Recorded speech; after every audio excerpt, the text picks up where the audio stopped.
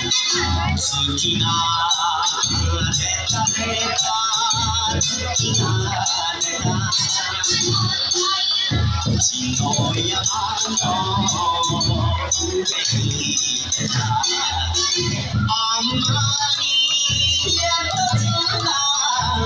高いのでさぞやお月さん喧嘩がさ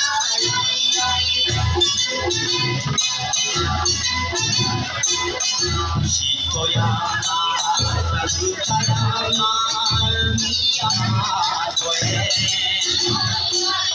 奥に咲いたる八重椿何の色よく咲いたとてさまちゃんと弱や無駄の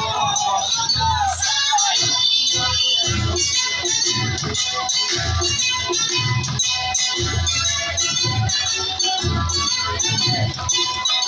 僕ら日の上は苦手だ山のいらは四季よでも間違えて川にあんたのが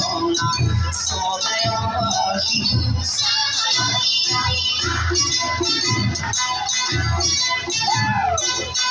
あなたがその気で言うのなら思い切ります別れます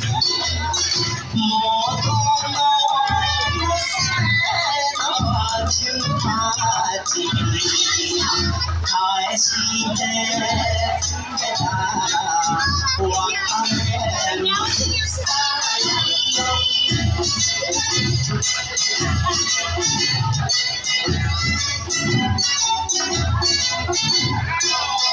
お前